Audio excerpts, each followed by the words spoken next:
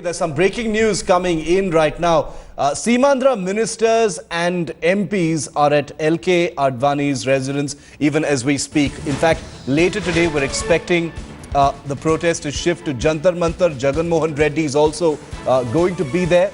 There are going to be protests both inside and outside Parliament. No reason to believe that there won't be disruptions, like I said, in the House as well. Atir Khan is still with us on the phone line.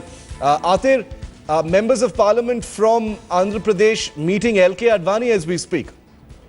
Well, that's right, Shiv. We know that this is a very emotive issue, and therefore all the parties connected with Andhra are trying to vie and are trying to lobby that there is, especially the Seemandhra MPs, that there is no bifurcation. We know that earlier that they have had talks with Arun Jaitley, and also they were, they wanted to speak to Narendra Modi, but certainly they are going to meet Lal Krishna Advani today, and we know that the Seemandhra members of Parliament have reached there. This is basically to sort of lobby that the BJP changes its stand and it opposes Telangana bill in the Parliament.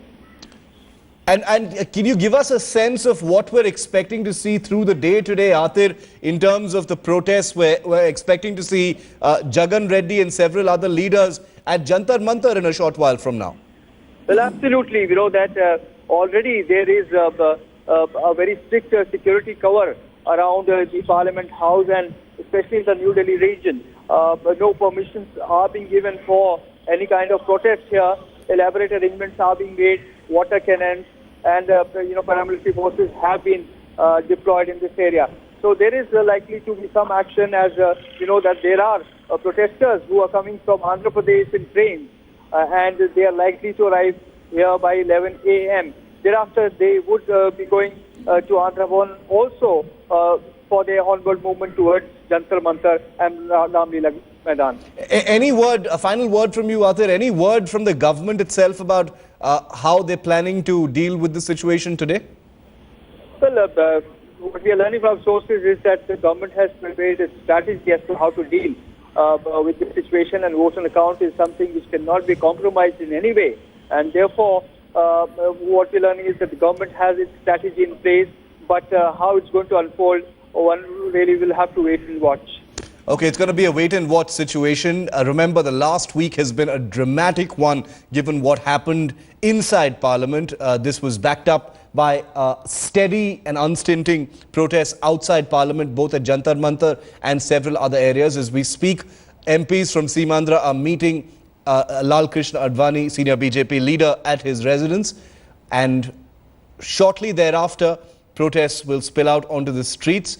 Several MPs have threatened to intensify protests not just in Jantar Mantar but also outside Parliament. Remember, last Thursday, this was an incident that caused a great deal of consternation when pepper spray was apparently used inside Parliament. There was a near riot-like situation outside Parliament when there was a police crackdown on a protest outside the House as well.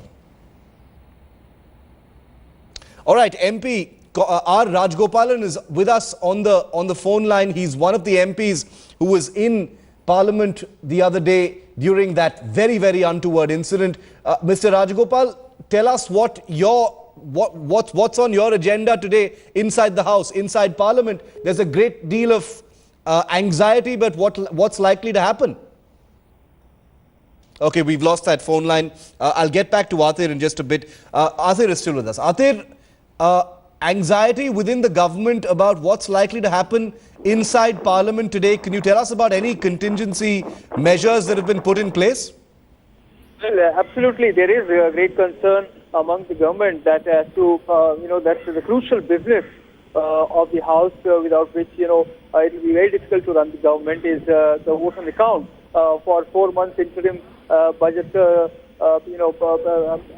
sanctioning. So therefore, they are taking all due precautions to ensure that this business is not disrupted in any way. And as you pointed out, there is also, a view that the finance minister should complete his speech, because this is going to be crucial in terms of, elaborating the government's achievements in the past.